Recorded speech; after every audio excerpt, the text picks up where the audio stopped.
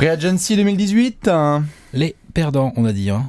On a dit qu'on faisait un peu les losers. Les losers. On est en mode conclusion hâtive. Installez-vous tranquille, on vous fait la bise. De toute façon, quand tu juges une Free Agency le 11 juillet, tu es forcément en conclusion hâtive. Donc ne vous inquiétez pas, les fans des franchises dont on va parler, c'est juste un petit peu à chaud. Et on a hâte d'avoir vos commentaires là-dessus, puisque, comme vous le savez, depuis 10 jours, la Free Agency a ouvert ses portes, on a fait quelques apéros, mais comme vous l'avez vu aussi, c'est allé assez vite. Au niveau des signatures, on avait parlé, le marché est un petit peu fermé, pas beaucoup de sous, les gens ont vite pris les contrats qu'il y avait.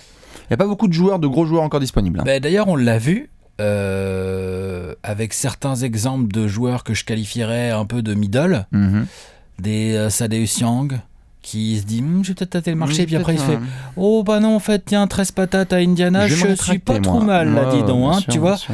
Les gros contrats qui ont été distribués excèdent à peine les 20 millions à part les Bron James aux Lakers évidemment, et après Chris Paul c'est un renouvellement, Paul George également ça, ouais. Mais des gens qui ont changé de club, à part les Bron James, t'as des Zach LaVine, des Aaron Gordon, ils ont dû batailler dur, ils ont dû arracher des 20 millions. Zach LaVine il peut dire merci aux Kings, et Aaron Gordon je sais pas qui peut dire merci, mais il peut dire merci. Orlando ouais. Ton joueur préféré.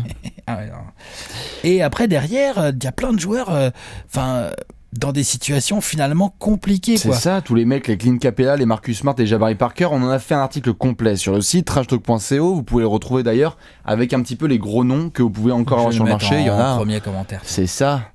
Puisque on a comme ça les gens pourront le consulter. Voilà, c'est ça, exactement. Facile à cliquer, comme ça t'as pas d'effort à zéro faire. Effort. Tous les Rodney Hood, tous les copains comme ça qui ont des qualifying à aller prendre, allez-y, jetez-vous dessus. Mais nous, on a décidé là, en effet, autour du 10-11 juillet, là, de se faire une petite conclusion hâtive sur ce qu'on a vu sur les 10 premiers jours de Free Agency.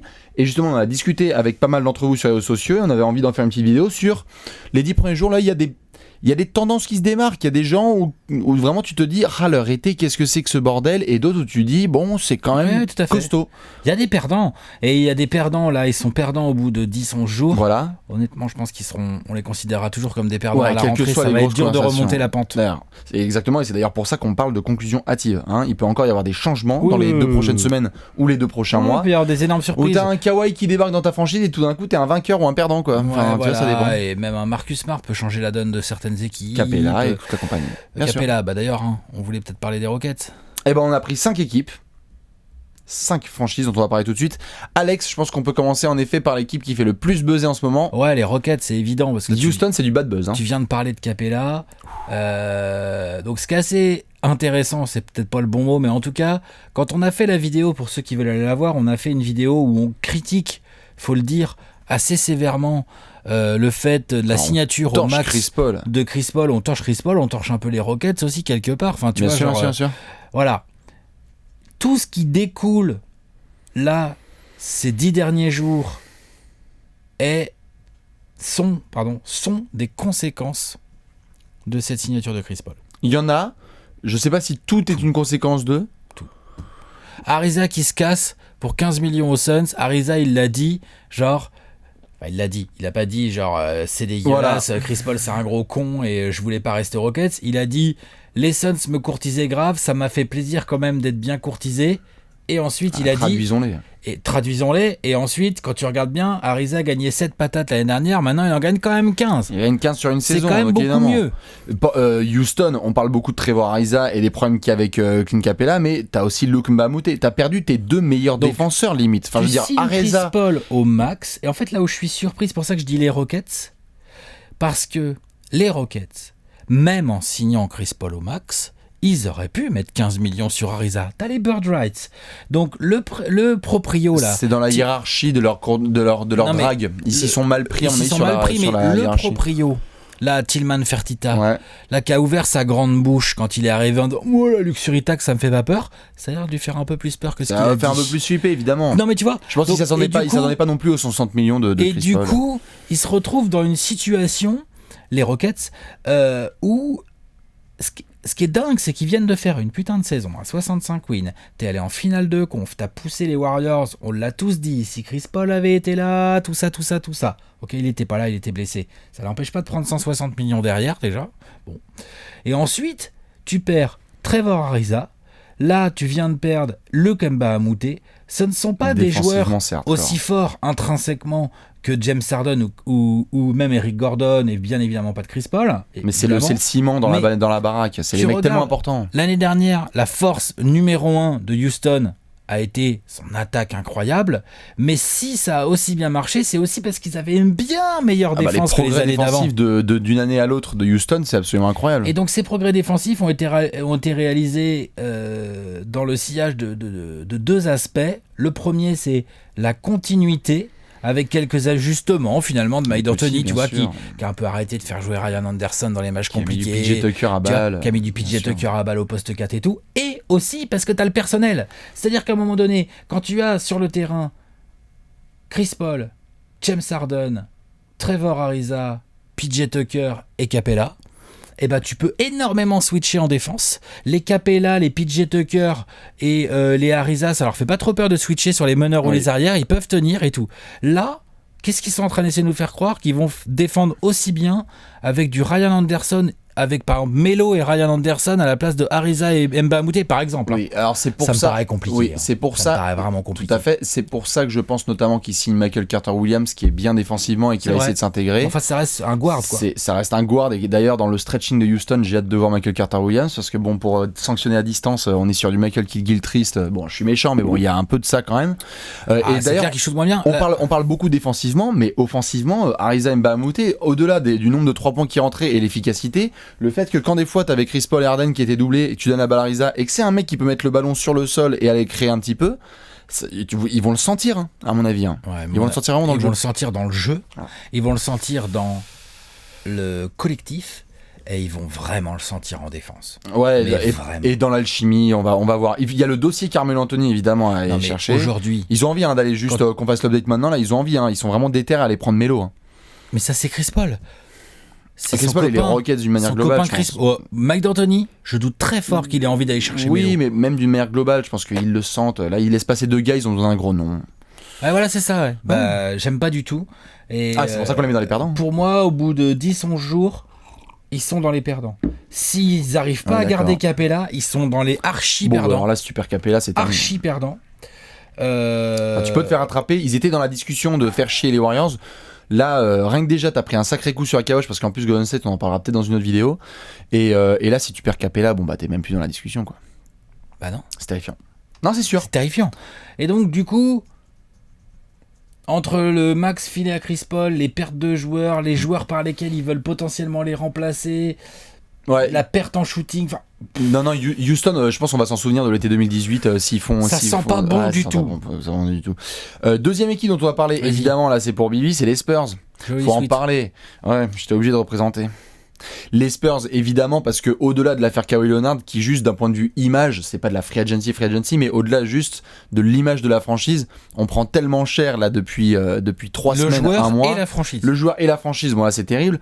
Et en plus de ça, alors certes, tu prolonges Davis Bertans, mais tu sens qu'il y a une transition qui fait que les gens se barrent. Quand on a vu Tony qui se barre à Charlotte, ça fait mal au cœur quand même, hein, franchement, pour un mec qui est là depuis 17 ans. Ça fait mal au cœur. Au jeu, mais est-ce que aussi, ça fait à la formation. Ouais.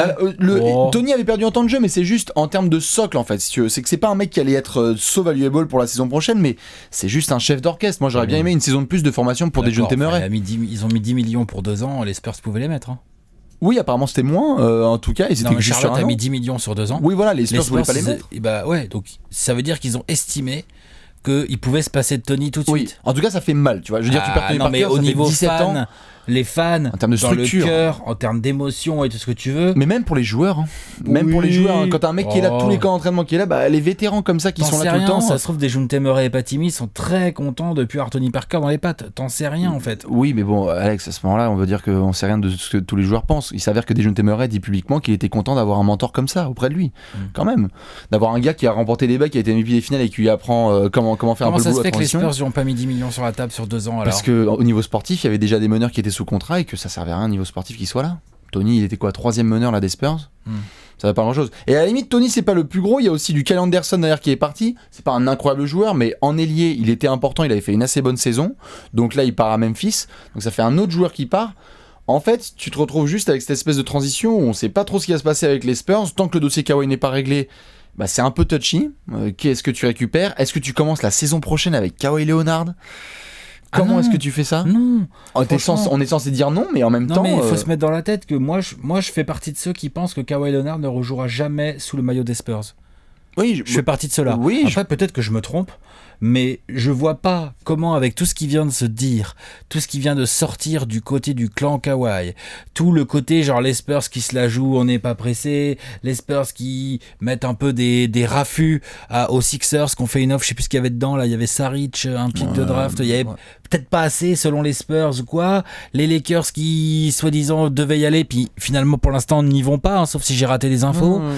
Donc tout ça, on voit bien, on les connaît, ces affaires-là, malheureusement, c'est des affaires où c'est pourri entre la franchise et le joueur. Kyrie, ça s'est terminé en fin août. Hein. Exactement, c'est pourri entre la franchise, le joueur ou l'entourage du joueur et la franchise, là, dans le cas qui nous intéresse, puisque vu que le joueur s'exprime pas, on peut pas savoir ce qu'il pense. Bien sûr.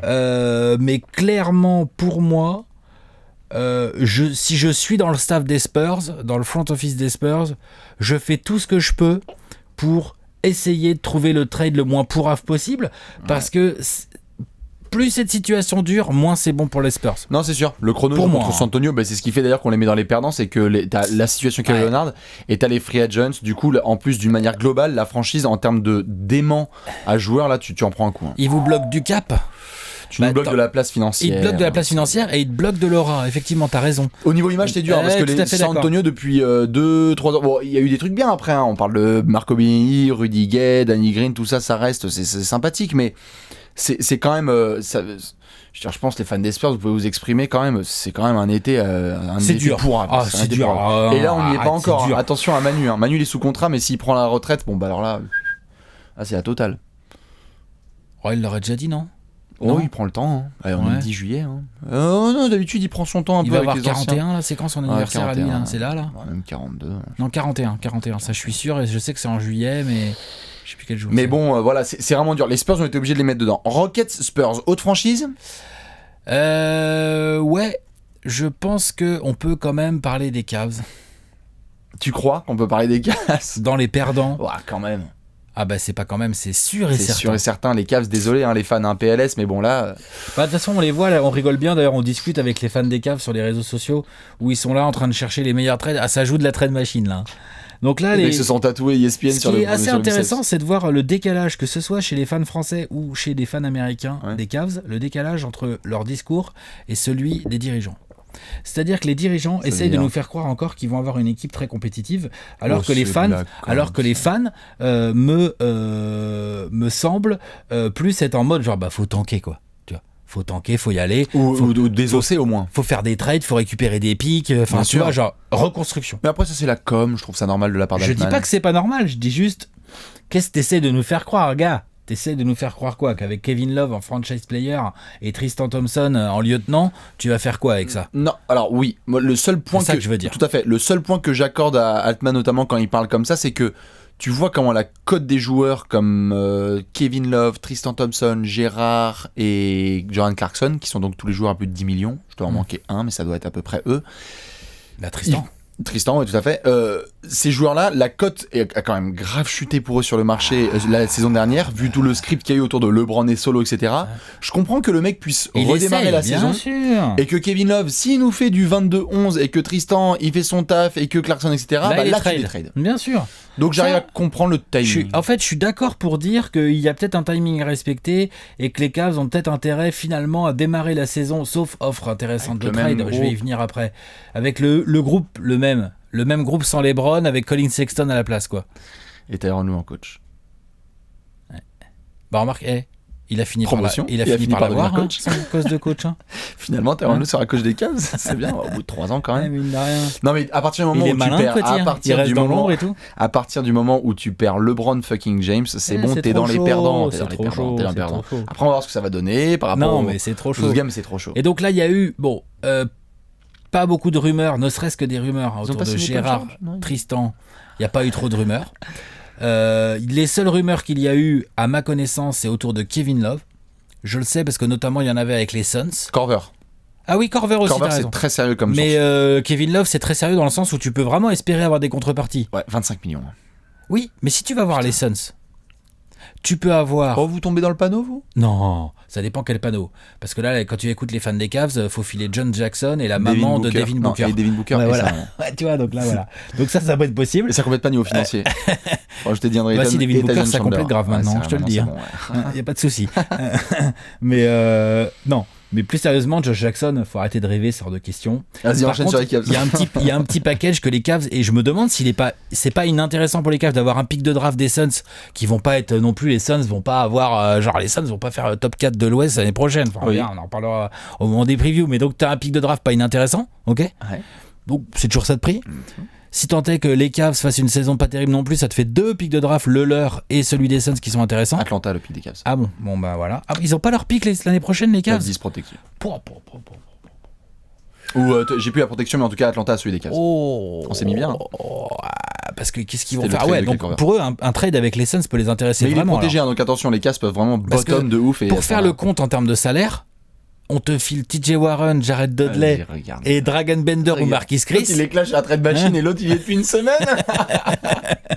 Et on file le pic. Et nous on prend juste Kevin Love. Non, mais en tout cas, il est sûr. C'est pas mal, non ? Là où tu mentionnes une piste, c'est que dans un cadre de reconstruction, il est clair que Kobe Altman, à mon avis, va chercher à monnayer ses gars contre des pics. Mais je crois que là, bon, sûr et certain, on les met évidemment dans les perdants pour toutes les raisons qu'on connaît, mais attendons de voir là le début de saison jusqu'en février, quoi. Jusqu'en février, à moins qu'il y ait le même cadre et qu'après, genre, ça de défraye. voir ce que va donner Colin Sexton, le petit Cedi Osman. Il y a quelques jeunes aux Cavs qui sont pas inintéressants à regarder. Franchement, c'est tati, les Cavs. Servez-vous. Tu vois ? Les joueurs là, il y a tout le monde qui en rentre. Tout le monde est transférable, exactement. Tout le monde sauf Sexton, Osman et Larry Nance. Ouais, faut voir. Moi, si j'étais Kobe Altman, tout est transférable à partir du moment où en échange j'ai des pics de draft. Je te mets dans the spot ? Ouais. Est-ce qu'il s'aligne sur des gros offres de Rodney Hood ? Il est restricted ? Attention, Rodney Hood, c'est un dossier. Parce qu'ils l'ont mis restreint, bien joué, Altman. Tout dépend de l'offre. C'est quoi le plafond ? C'est le 14. Plafond, ouais. C'est 15 max dans la free agency actuelle. C'est 14. Mais honnêtement, tu veux que je te dise quoi ? Qui va lui faire cette offre-là ? Parce que là, plus personne n'a de cap, là. Quasiment. Il reste les Kings, t'as raison. Il reste les Hawks. Les Hawks, ça a du cap. Ça fait les Kings et les Hawks. Et je crois que les Mavs ont de quoi créer un peu de cap aussi. Les Bulls, ils en ont plus vu avec la vie. Non, les Bulls, ils en ont plus. Les Bulls, ils en ont plus. Les Mavs, attends, bouge pas. Et les Nets, ils en ont plus ? Non. Non, les Nets, non. Les Mavs, ouais. Parce que les Mavs, ils ont... Attends, je regarde. Ouais, bah oui. Bah de toute façon, avec la ristourne qu'a fait Dirk. Ouais, les Mavs ont encore un peu de cap hold qui pourraient dégager. Et donc, ils peuvent faire du cap. Bon, ils sont bien, là. Vas-y, pas besoin de Rodney Hood, vous êtes peinards. DSJ. Ouais, non, les Mavs, c'est trop chaud. Luka. Ils pourront jamais faire une bonne offre. Non, pour moi, il n'y a pas grand monde qui peut faire... Ça, c'est Kings et Hawks sur Rodney Hood, mais en tout cas, je pense qu'il fait sa qualifying offer, Rodney Hood. Pour moi, il l'a fait à ce prix-là aux Cavs. Personne va venir faire une vraie offre là-dessus. Ok. Je vois pas qui. Ok. Très bien. Peut-être les Kings, allez. Pourquoi pas. Les mecs se sont loupés sur la vigne, ils vont se louper sur pourquoi pas les Kings, effectivement. Pourquoi pas. Ça serait bien emmerdant pour les Cavs, parce qu'honnêtement, si les Kings se pointent et te foutent un 15 ou 16 patates sur Rodney Hood, sur 2-3 ans sur Rodney Hood, franchement, je suis Kobe Altman. Je me fais quelle misère. Déjà que je galère à transférer Keno et tout. Non, c'est chaud. En tout cas, dites-nous les fans des Cavs, parce que là, on a fait Rockets, Spurs et Cavs, et moi, je vais enchaîner sur un petit duo de franchise dont on devait parler un petit peu là en finish, parce que ce sont pas forcément des perdants, mais sur le papier, il faut quand même en parler. Je veux dire, si tu es les Pélicans, en soi, on a dit qu'on avait bien aimé tout ce qui est Elfrid Payton et Julius Randle, c'est bien, mais tu perds quand même des Marcus Cousins. Ah non, en termes d'intrinsèque, t'as raison. Je veux dire, on peut retourner le truc comme on veut. Marcus Cousins, Rajon Rondo. Je veux dire, voilà, on peut. Elfrid Payton, Julius Randle. C'est une downgrade. Enfin, je veux dire, encore une fois, on a vu la deuxième partie de saison des Pélicans et c'était très bien, etc. Et on espère qu'ils vont refaire un mode Kumbaya, etc. pour nous éclater. Mais tu perds quand même des Marcus Cousins, quoi. En fait, à un moment, on peut pas dire que ce sont des vainqueurs de la free agency. Non, par contre, ce que j'aime bien. Peut-être vainqueur de pas lui avoir mis un gros contrat. Ce que j'aime bien là-dedans, c'est le potentiel et la flexibilité financière que ça offre. Ah bah ils se sont... C'est-à-dire que... Les Pels étaient pas top et là ils se sont déjà bien mis de l'air frais. Rondo, Payton, oui, Payton est certainement moins fort que Rondo, mais il est plus jeune, il est plus athlétique, il est un peu plus long, alors il n'a pas le même jeu de passe, mais en shoot il n'y a rien à lui envier. Enfin, la perte sportive n'est pas non plus si énorme que ça. Évidemment, Randle pour DMC, là, la perte sportive, elle est grosse, là. Elle est lourde, elle est très lourde. Mais par contre, le gain financier est non négligeable. Et le gain financier, c'est ça. Et le fit avec Anthony Davis. C'est-à-dire qu'Anthony Davis, là, c'est parti, il va jouer pivot, là, tout le temps maintenant. Oui. Avec des Mirotic et des Randle autour. Oui. Avec juste un check Diallo qui va manger les miettes derrière. Non, c'est pour ça que, encore une fois, si on met les Pels, c'est pas en tant que perdant. Si ça se trouve, ils vont être encore meilleurs que la saison précédente. J'ai juste du mal à croire, quand on va se ramener, là, on les fera en octobre, les 30 prévus en 30 jours notamment, ils ont été quoi, 5e là, de l'Ouest, c'est ça? On va voir encore ce qui se passe. Non. 6e, pardon. Ils ont joué les Warriors. Ils étaient 6e, les Pelicans. 6e, les 6e, les Pels. On va voir, évidemment, à la reprise ce que ça donnera, mais tu perds quand même une des têtes de ton dragon, quoi. Non, mais je suis d'accord. Donc c'est juste ça qui est marquant. Quand tu perds des Marcus Cousins, tu peux pas dire on a vraiment gagné notre free agency. Mais ça pue moins que les équipes qu'on a citées avant. Tout à fait. Et l'autre, d'ailleurs, on peut enchaîner tout de suite, c'est les Clippers. Alors les Clippers, on les a mis dans le lot parce qu'en soi, on sait, il y a un projet, etc., de draft avec du Shai Gilgeous-Alexander, du Jerome Robinson. Ils ont fait comme ils pouvaient, là, avec DeAndre Jordan. Mais en fait, déjà, tu perds DeAndre. Alors que t'essayais de le transférer, notamment à Dallas, pour essayer de récupérer un petit truc. Donc déjà, je trouve que le finish de ce deal n'a pas été très propre.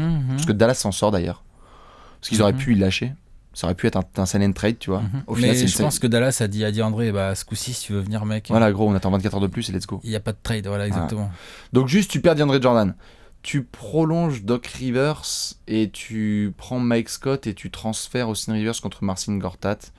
Bon, encore une fois, au niveau financier, c'est bien. Il y a des franchises comme ça qui gagnent au niveau financier, forcément, quand tu laisses passer des gros joueurs. Mais t'as renouvelé Avery Bradley aussi, je crois, si je dis pas de bêtises. Oui, t'as renouvelé Avery Bradley. Il y a des choses bien, hein, mais c'est juste que ils étaient quoi, 9e l'année dernière ? 10e, non ? 10e, oui, pardon, par rapport aux Nuggets. Ouais. On va voir les Clippers. Attention. C'est juste que je me souviens de cette espèce de... On avait vraiment soupiré quand on a vu Doc Rivers s'être prolongé. Oui. Et j'ai pas envie de changer de statut. Là où je te bémole un peu ça, un peu comme pour les Pélicans, là où je te bémole un peu ça, c'est que pour moi, dans le processus qu'ils ont mis en place, à partir du moment où tu trades Blake Griffin, je vois pas l'intérêt de garder DeAndre Jordan qui gagne 25 patates la saison. Non, je vois pas l'intérêt. Donc effectivement, tu as raison, ils auraient pu essayer, ils ont peut-être pas pu, enfin on sait pas ce qui s'est passé, mais en tout cas essayer de trader pour avoir un petit quelque chose en retour. Oui. Mais n'empêche que la finalité, c'était quand même de ne plus avoir ce salaire-là dans le cas. On est d'accord, par rapport à tout le contexte, on est d'accord. Mais on a fait le jeu tout à l'heure, comme tu as dit, du downgrade. Tu passes de DeAndre Jordan à Marcin Gortat. Tout à fait. J'adore le polychammer, hein, mais t'y perds. Donc à voir. Et ça se trouve, les Clippers vont faire une meilleure saison parce qu'ils n'auront pas de Beverloch sur 2 jambes et qu'on sera content d'avoir une infirmerie un peu moins pleine. Parce que les Clippers. Pas de Beverloch, il y a eu 2-3 petites rumeurs. Hein. Pas de Beverloch. Hein. Oui, vous allez voir, la dernière année de contrat à 5 millions de dollars. 5 millions. Pas de Beverloch, bonne affaire à faire. Ouais. Il y a plein de franchises dessus. Après, il y en a plein d'autres d'équipes dont on pourrait parler en long et en large. C'est très subjectif. D'ailleurs, n'hésitez pas à nous le dire. Peut-être que certains ont trouvé que l'été d'Orlando ou de Chicago a donné 20 millions sur les Aaron Gordon et Zach LaVine. Pour certains, ça fait un peu chelou. Il y en a peut-être qui vont penser que, je sais pas, dans les équipes dont on a un peu parlé et qui ont un peu stagné, c'est pas top. Mais bon. Voilà 80 millions sur Zach LaVine, 84 millions sur Aaron Gordon. Je suis clairement pas fan de ces contrats-là, mais pas. On verra. Ça me dérange pas plus. Clairement. Ok, toi t'es pas fan. En tout cas, on a mis vraiment Rockets, Cavs, Spurs, et puis après, vous déciderez pour la 4e. Dans tous les cas, nous on va devoir enchaîner parce que maintenant qu'on a fait du négatif, on va faire un peu de positif. Il y a plein d'équipes qui ont fait du bon boulot. T'es chaud ? Allez, c'est parti. On enchaîne avec l'apéro spécial conclusion hâtive de Free Agency positive. À tout de suite. Ciao.